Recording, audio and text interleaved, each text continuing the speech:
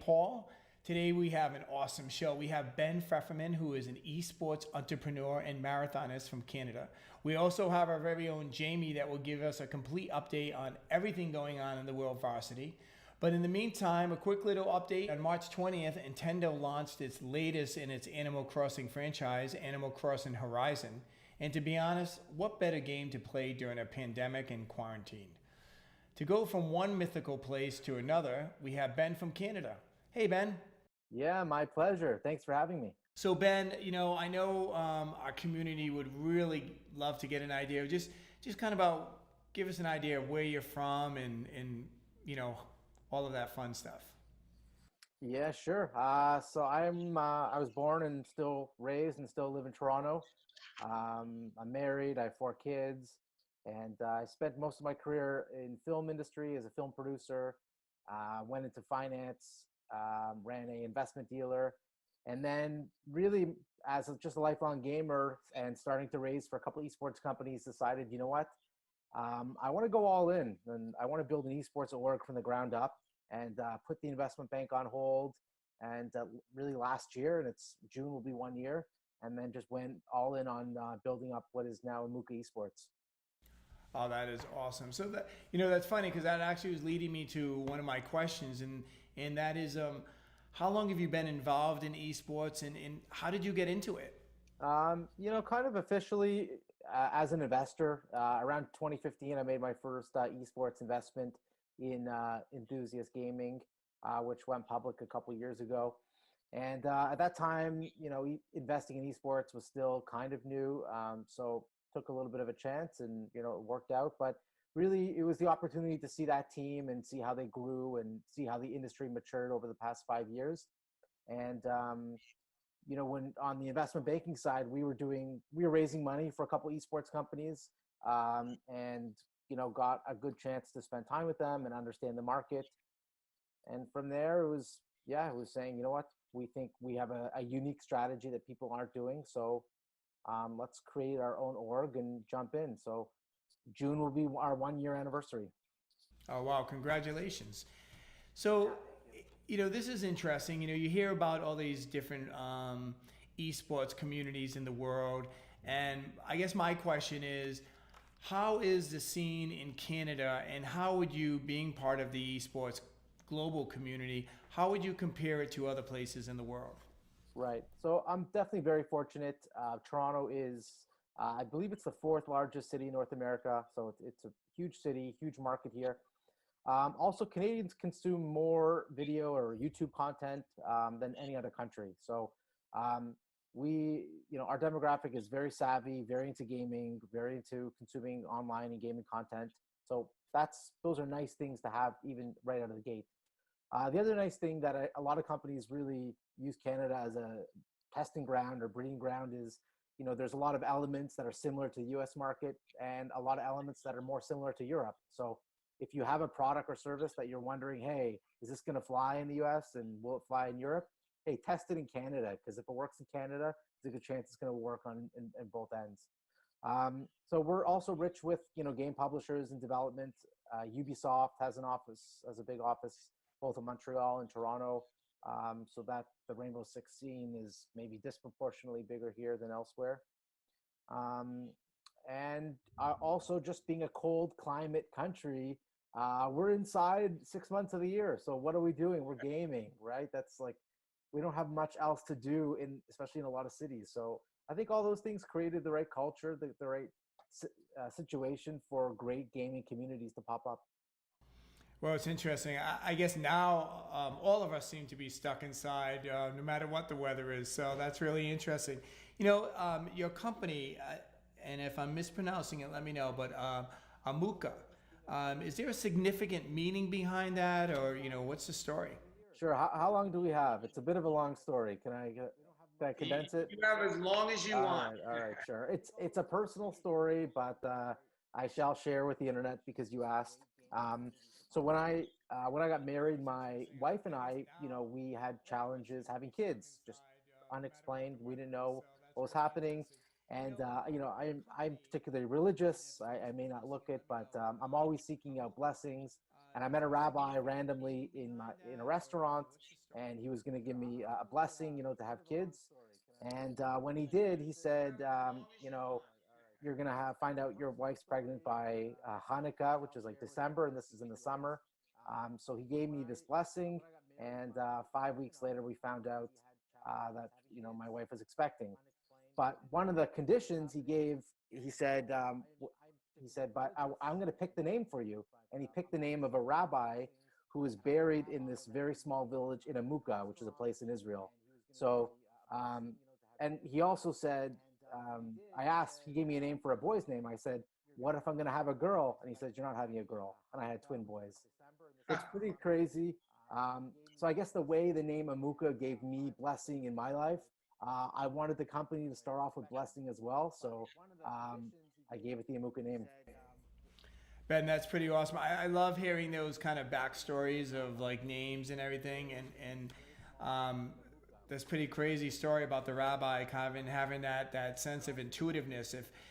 If he happens to have the Powerball numbers and you run into him, just let me know. That'd be also pretty great.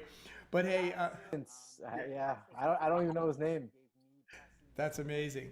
So here's the other question we have is since you own one of the largest indoor esports lounges facilities in Canada. How have you guys pivoted? Like, what are you doing during this pandemic that basically is not allowing all of your community to go into your venue? Yeah, no, $1 million question right there. What is our COVID response?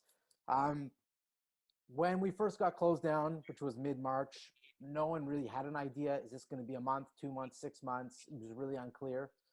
We do have a little bit more of an idea now based on the government in Ontario's plan for reopening. So we are now planning for probably a June, maybe a July reopening. So at least it gives some certainty. There was low-hanging fruit. So firstly, we got leaner, and I think every company's got to do that. You have a lot of things you want to have, but maybe in COVID, there's things that you don't need. So, we had to lay off a couple people. We had to get leaner. And I think in the long run, it's going to make us a stronger company. There was low-hanging fruit. We did rentals. So if you can't come in here and game, we bring the PC to you, like full game station. If you want to stream, we'll send you an Elgato, green screen, whatever you need as a rental. Other than that, we wanted to be able to do online tournaments, but at the same time, we didn't want to sort of break the bank. And what I mean by that is in Toronto, we're a great place to come and compete, and our tournament economics make sense.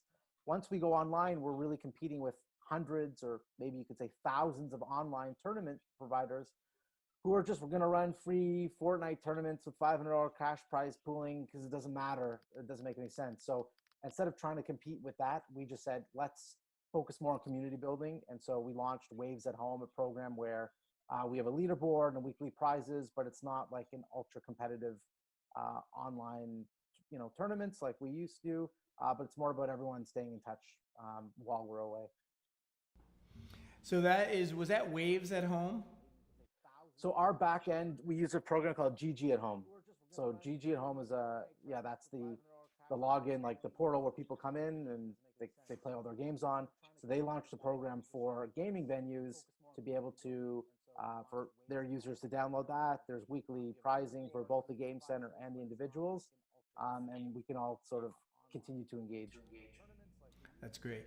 So Ben, I know our community and how they are, and I know they would love to be able to see, if it's possible, a tour of your facilities. Do you think that's something you can do?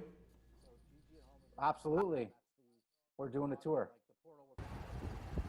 Hey everyone, my name is Ben Pfefferman, CEO of Amuka Esports. I'm standing in front of Waves Gaming. This is our flagship location in Toronto. We've got 14,000 square feet where people can come, play, create, compete, do everything all under one roof.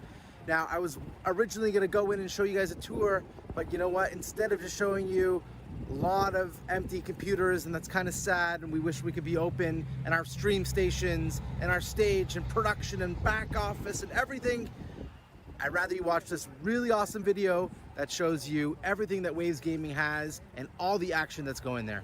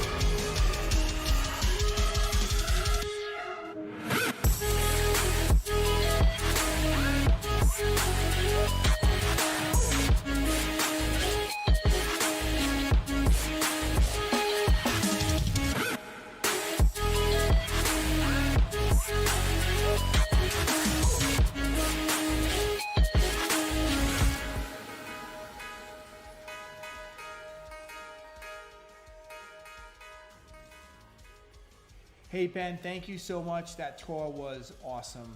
Thank you for coming on the show. And what we'll do for our community and your community and everyone watching this, any of your links to Amuka or your GG account, we'll make sure that they're below so folks can check it out. Thank you again, Ben. I hope you stay well, you and your family, and have a great day. My pleasure. Thanks so much for having me on.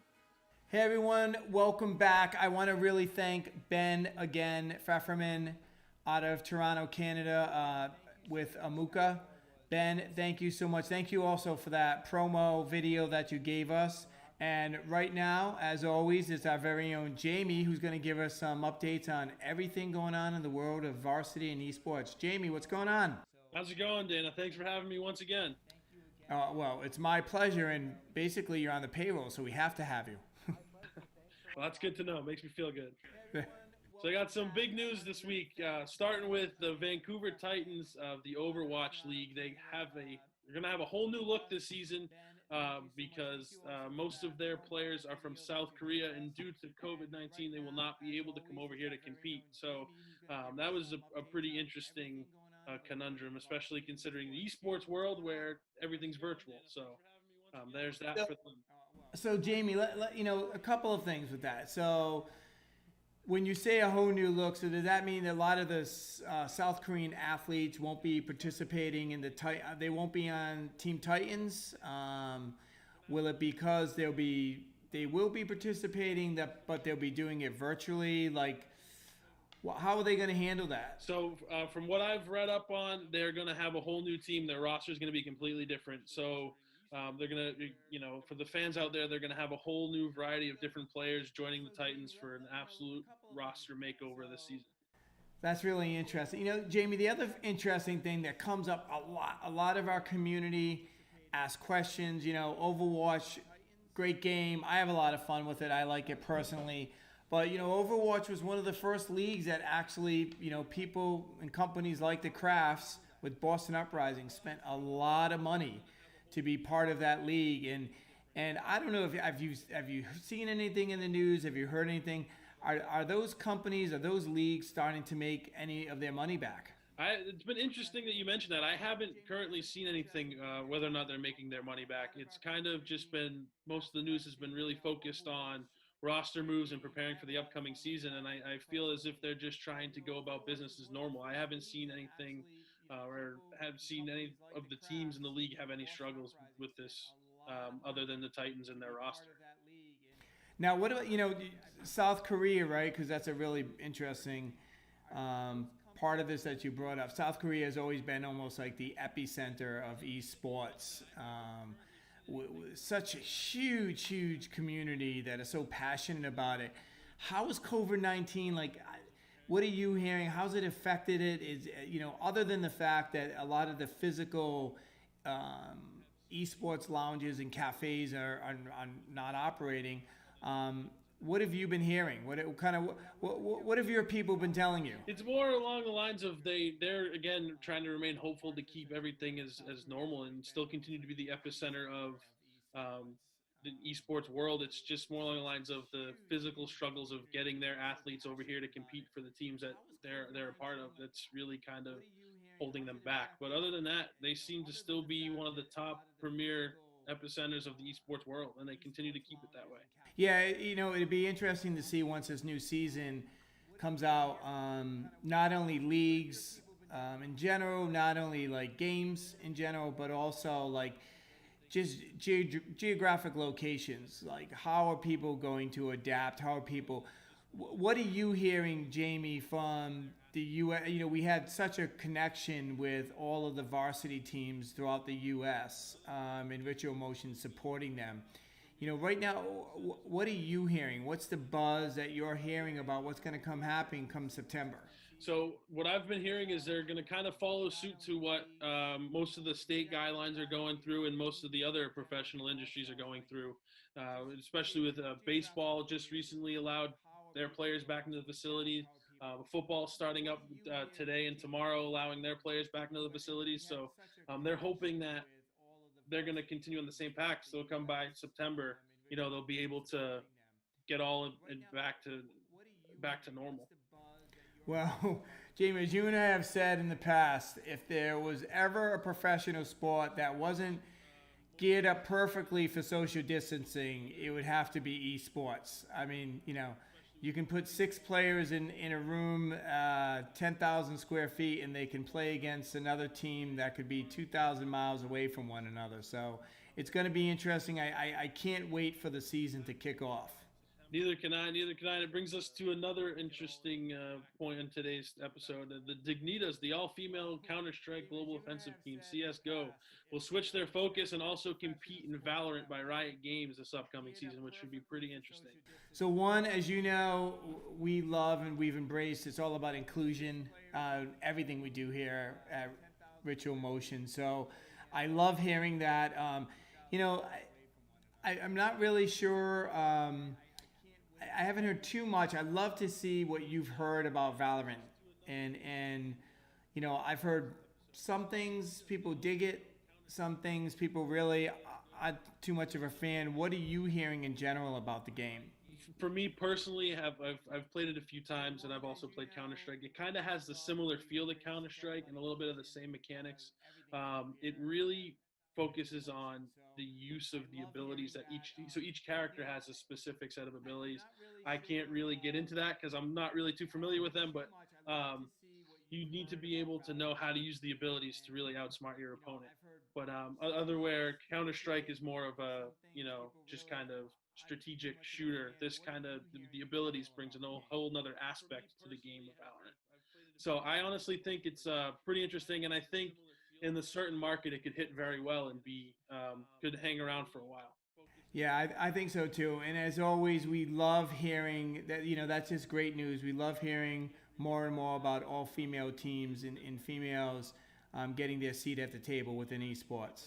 Absolutely, and they're hopeful this season as they've had success in the past, winning the CS:GO championship 2 years in a row. So Awesome. Well, we'll be rooting for them. That's for sure. absolutely, another in the wellness side of things, Cloud9 is pairing up with Kaiser Permanent, focusing on mental health of gamers. They're while focusing on reaching out to younger generations to help educate them on the importance of mental health, which is amazing. It's exciting to see. Yeah, Jamie, we talk a lot about this in our internal meetings, and it is one of our big pillars, our major pillars at Ritual Motion is wellness. And the topic has come up a lot on being, what gamers would be called tilted, right? When they've played for so long and they just get to that point where it's incredibly stressful, edgy. So anyone that is doing anything to help that and to be part of the solution, we applaud them. We will be having a lot of experts coming on in the next couple of weeks on our blogs and definitely on RMTV, focusing solely on this whole topic of mental wellness. So I love hearing that. Props to Cloud9. They've always been movers and shakers and first movers when it comes to doing things and initiatives like that. So I applaud them. I do as well. It's awesome to see, and I hope others follow suit. Last but not least, we have this is a pretty big one. ESPN is partnering up with NBA 2K, and they are going to stream games on ESPN2 as well as their other ESPN networks. So basketball fans out there, not what you want to see, but virtual basketball is pretty cool. So all right, I just got to say one thing.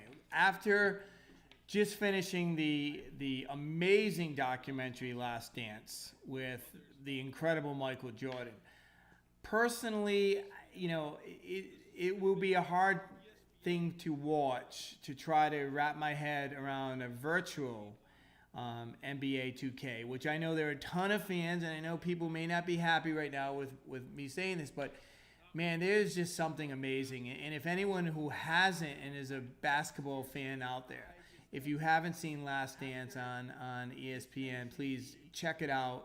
It's really incredible.